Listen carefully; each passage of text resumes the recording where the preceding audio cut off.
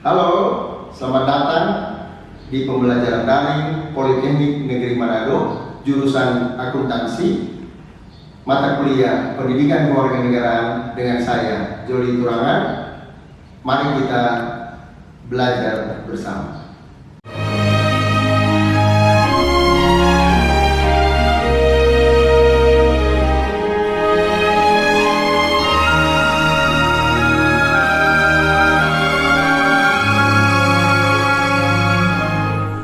Salam sehat, tetap semangat.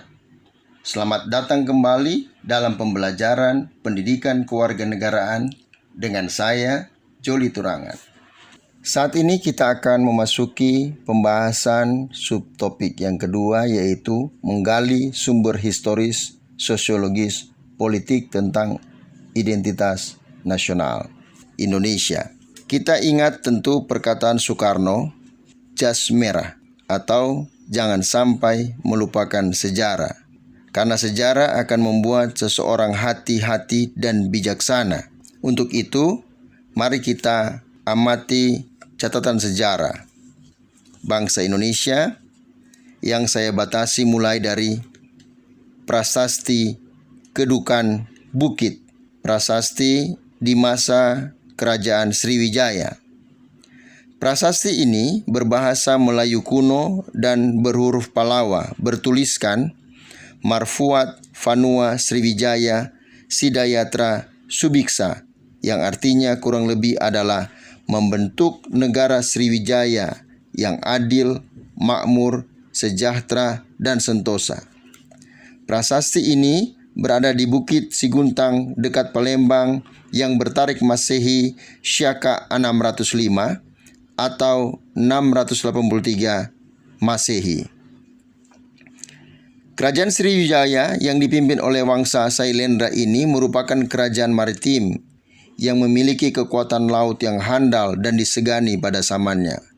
Bukan hanya kekuatan maritimnya yang terkenal, Sriwijaya juga sudah mengembangkan pendidikan agama dengan didirikannya Universitas Agama Buddha yang terkenal di kawasan Asia, sebagaimana yang ditulis dalam bukunya Bakri 2009. Yang kedua, Kerajaan Majapahit antara tahun 1293 sampai 1525. Majapahit dikenal dengan sistem keprabuan. Kerajaan ini berpusat di Jawa Timur di bawah pimpinan dinasti Rajasa, dan raja yang paling terkenal adalah Brawijaya. Majapahit mencapai keemasannya pada pemerintahan Raja Hayam Wuruk dengan Mahapati Gajah Mada yang terkenal dengan sumpahnya Palapa. Sumpah tersebut dia ucapkan dalam sidang ratu dan menteri-menteri di Keprabuan Majapahit pada tahun 1331 yang berbunyi, "Saya baru akan berhenti berpuasa makan palapa jika seluruh Nusantara takluk di bawah kekuasaan negara. Jikalau Gurun, Seram, Tanjung Pura, Haru, Pahang, Dempo, Bali, Sunda, Palembang, dan Tumasik sudah dikalahkan." Selanjutnya, berdirinya organisasi massa bernama Budi Utomo oleh Sutomo pada tanggal 20 Mei 1908 yang menjadi pelopor berdirinya organisasi pergerakan nasional di Indonesia. Selanjutnya ada Dr. Wahidin Sudirohusodo yang selalu membangkitkan motivasi dan kesadaran berbangsa, terutama kepada para mahasiswa. Selanjutnya, terbentuknya Stovia atau School Thought of Leading Van Indische Artsen. Budi Utomo adalah pergerakan sosial kultural yang merupakan awal pergerakan nasional yang merintis kebangkitan nasional menuju cita-cita Indonesia merdeka.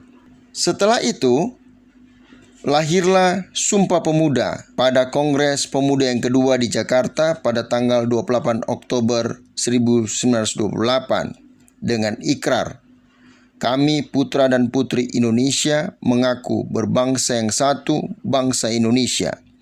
Kami putra dan putri Indonesia mengaku bertanah air yang satu, tumpah darah Indonesia. Kami putra dan putri Indonesia menjunjung bahasa persatuan, bahasa Indonesia. Yang kedua dari proses berbangsa dan bernegara adalah peristiwa proses bernegara. Peristiwa proses bernegara ini diawali dengan adanya pembentukan dan sidang-sidang Badan Penyelidik Usaha-Usaha Persiapan Kemerdekaan Indonesia atau BPUPKI dan sidang-sidang Panitia Persiapan Kemerdekaan Indonesia atau PPKI. Pemerintah Jepang berjanji akan memberikan kemerdekaan kepada bangsa Indonesia pada tanggal 24 Agustus 1945. Janji itu disampaikan oleh Perdana Menteri Jepang Jenderal Kunaiki Koizu yang merupakan pengganti Perdana Menteri Tojo dalam sidang Teikoku Gikoi atau Parlemen Jepang. Realisasi dari janji itu dibentuklah BPUPKI. Pada tanggal 29 April 1945 dilantik pada 28 Mei 1945. Badan ini diketuai oleh Dr. KRT Rajiman Widyodiningrat. Peristiwa inilah yang menjadi tonggak pertama proses Indonesia menjadi negara sesuai dengan jati dirinya. Pada sidang ini mulai dirumuskan syarat-syarat yang diperlukan untuk mendirikan negara yang merdeka. Setelah BPUPKI dibentuk oleh Jepang, kemudian The Founding Fathers berinisiatif membentuk PPKI atau Panitia Persiapan Kemerdekaan Indonesia. Setelah sebelumnya telah membubarkan BPUPKI pada tanggal 9 Agustus 1945. Ketua PPKI adalah Insinyur Soekarno dan Wakil Ketua adalah Dr. Andes Muhammad Hatta. Badan yang mula-mula buatan Jepang untuk mempersiapkan kemerdekaan Indonesia yaitu BPUPKI, setelah Jepang takluk pada sekutu dan setelah diproklamirkan kemerdekaan Indonesia, maka badan ini mempunyai sifat badan nasional yang mewakili seluruh bangsa Indonesia. Dengan penyerahan Jepang pada sekutu, maka janji Jepang tidak terpenuhi, sehingga bangsa Indonesia dapat memproklamirkan diri menjadi negara yang merdeka. Selanjutnya, proklamasi kemerdekaan Indonesia 17 Agustus 1945 dan penetapan Undang-Undang Dasar Negara Republik Indonesia tahun 1945 pada sidang PPKI tanggal 18 Agustus 1945. Peristiwa ini merupakan momentum yang paling penting dan bersejarah karena merupakan titik balik dari negara yang terjajah menjadi negara yang merdeka. Jadi jelas di sini kemerdekaan kita bukanlah hadiah dari Jepang, tapi merupakan kulminasi dari perjuangan bangsa Indonesia selama berabad-abad untuk merdeka, ditunjang dengan geopolitik yang terjadi ketika Jepang takluk kepada sekutu. Indonesia dengan The Founding Fathers-nya berinisiatif untuk memerdekakan Indonesia, dan hal itu sudah terwujud proklamasi kemerdekaan 17 Agustus. Kita patut berbangga sebagai negara kita merdeka karena hasil usaha kita sendiri berkat pertolongan dan karunia dari Tuhan Maha Pencipta. Demikianlah proses pembentukan identitas nasional bangsa Indonesia. Selanjutnya, apa sajakah identitas nasional Indonesia yang disepakati bersama oleh seluruh elemen masyarakat bangsa Indonesia. Kita tahu bersama bahwa proses pembentukan identitas nasional butuh perjuangan, baik perjuangan keluar menghadapi bangsa penjajah maupun perjuangan ke dalam ketika kita mempersatukan berbagai perbedaan, berbagai kepelbagaian yang kita miliki sebagai bangsa yang majemuk, yang plural dalam banyak hal. Namun demikian, pada akhirnya kita sepakat bahwa kita mau bersatu dalam identitas nasional. Yaitu, yang pertama, identitas nasional bangsa Indonesia adalah bendera negara Sang Merah Putih. Bendera negara Sang Merah Putih diatur dalam Undang-Undang Nomor 24 Tahun 2009 mulai pasal 4 sampai pasal 24. Bendera warna merah putih dikibarkan pertama kali pada tanggal 17 Agustus 1945, namun telah ditunjukkan pada peristiwa Sumpah Pemuda pada tahun 1928. Bendera negara yang dikibarkan pada proklamasi kemerdekaan bangsa Indonesia tanggal 17 Agustus 1945 di Jalan Pegangsaan Timur nomor 56, Jakarta disebut bendera pusaka Sang Saka Merah Putih. Bendera pusaka Sang Saka Merah Putih saat ini yang asli disimpan dan dipelihara di Monumen Nasional Jakarta. Identitas yang kedua adalah bahasa negara bahasa Indonesia. Ketentuan tentang bahasa negara diatur dalam Undang-Undang Nomor 24 Tahun 2009 mulai pasal 25 sampai pasal 45. Bahasa Indonesia sebagai bahasa negara merupakan hasil kesepakatan para pendiri Negara Kesatuan Republik Indonesia.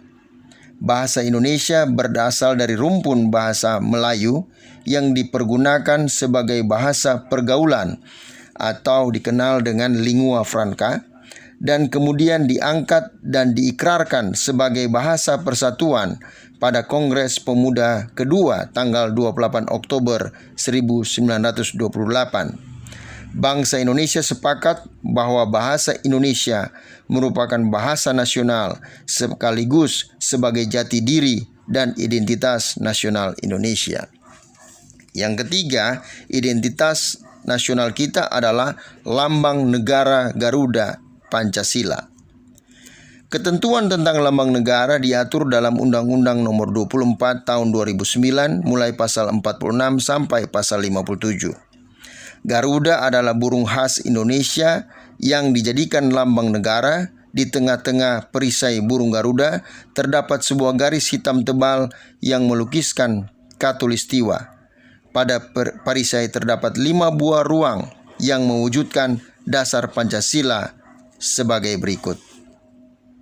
Pertama, dasar ketuhanan yang Maha Esa dilambangkan dengan cahaya di bagian tengah perisai berbentuk bintang yang bersudut 5. Kedua, dasar kemanusiaan yang adil dan beradab dilambangkan dengan tali rantai bermata bulatan dan persegi di bagian kiri bawah perisai. Ketiga, dasar persatuan Indonesia dilambangkan dengan pohon beringin di bagian kiri atas perisai. Keempat, dasar kerakyatan yang dipimpin oleh hikmat kebijaksanaan dalam permusyawaratan perwakilan dilambangkan dengan kepala banteng di bagian kanan atas perisai. Dan yang terakhir, kelima, keadilan sosial bagi seluruh rakyat Indonesia dilambangkan dengan kapas dan padi di bagian kanan atas perisai. Dengan demikian, lambang negara Garuda Pancasila mengandung makna simbol sila-sila Pancasila. Dengan kata lain, lambang negara yang dilukiskan dengan seekor burung Garuda merupakan satu kesatuan dengan Pancasila. Artinya lambang negara tidak dapat dipisahkan dari dasar negara Pancasila. sebagai identitas nasional.